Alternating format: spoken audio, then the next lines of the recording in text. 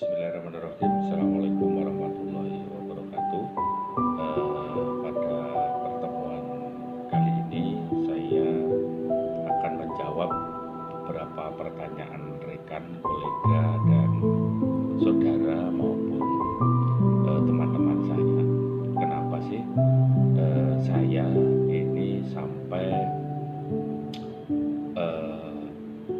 menjalani sebuah profesi atau pekerjaan ini? Kalau saya hitung ini, dan mereka atau teman-teman saya ini juga sudah banyak yang tahu bahwa profesi saya sampai usia 47 tahun ini, atau pekerjaan yang pernah saya alami ini gonta-ganti itu sampai kalau kemarin saya coba hitung itu sampai 24 profesi atau pekerjaan.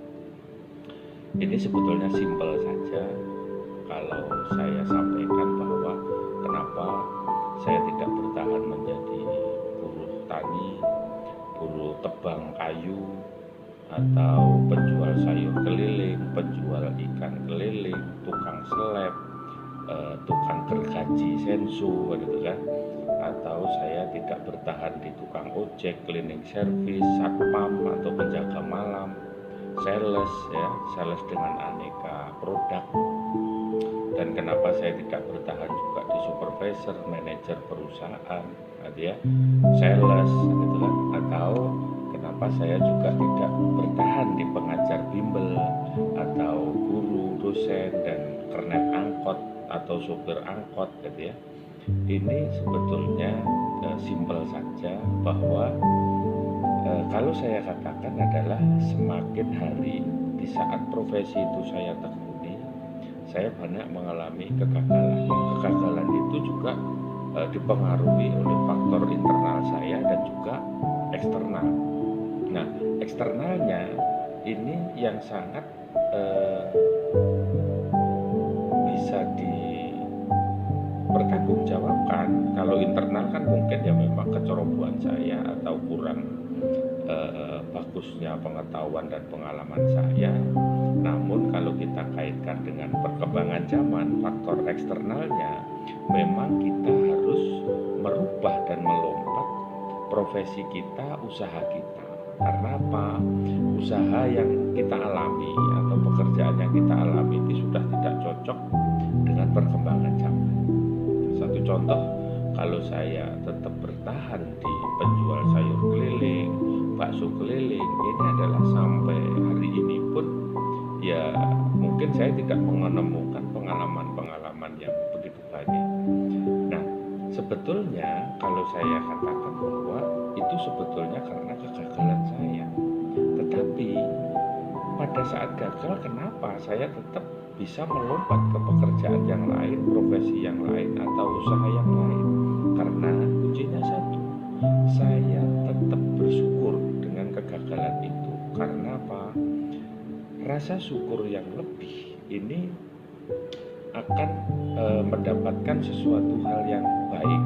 Maksudnya begini, banyak orang yang tidak gagal ya.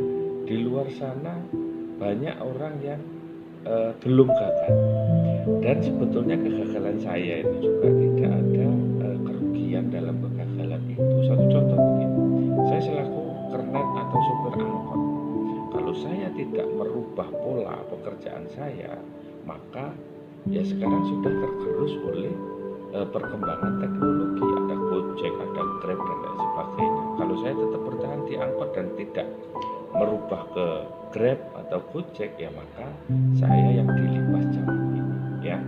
Itu. Dan yang berikutnya adalah kebanyakan itu banyak orang menganggap kegagalan itu merugikan dan menakutkan. Ya memang iya, tetapi sebetulnya saya ulangi lagi, kegagalan itu sebetulnya tidak rugi kok kita di saat kita segera menata diri, membaca peluang yang ada, menyesuaikan dengan perkembangan zaman gitu ya. Karena ya kayak namanya gagal itu wajar ya, wajar.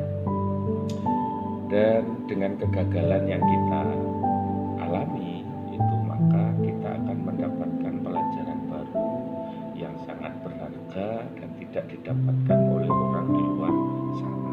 Sehingga bersyukurlah pada saat sekarang usaha Anda, pekerjaan Anda, usaha aneka macam Anda itu kalau sekarang lagi terpuruk karena perkembangan zaman ini.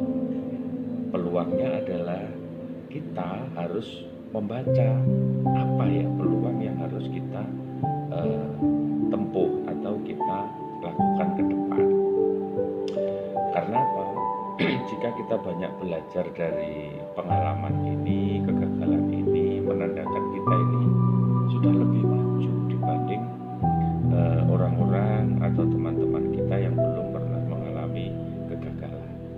Selain itu, dari kegagalan itu kita mendapatkan pengetahuan baru, pengalaman baru, dan cara-cara menggapai kesuksesan ke depan itu lebih baik lagi.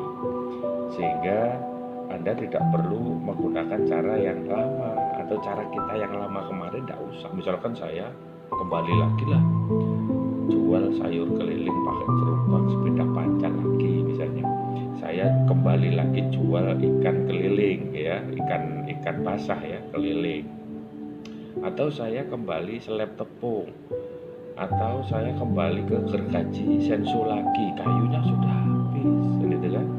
Terus sayur sekarang juga tidak semua orang itu belanja pagi. Bisa saja orang belanja sekarang malam hari, gitu ya, sepulang kerja dan lain sebagainya. Makanya itu yang harus kita rubah polanya. Kalau kita tidak bersyukur dengan kegagalan itu, yang ada otak kita ini adalah buntu, tidak mempunyai strategi yang baru. Adanya hanya stres, marah, terus marah kemana? Marah sama siapa? Dilema, bahkan keinginan untuk berhenti berusaha itu selalu membayangi di pemikiran kita. Ini yang tidak boleh. Yang wajib kita sadari adalah bahwa perkembangan zaman ini, perkembangan kebutuhan manusia ini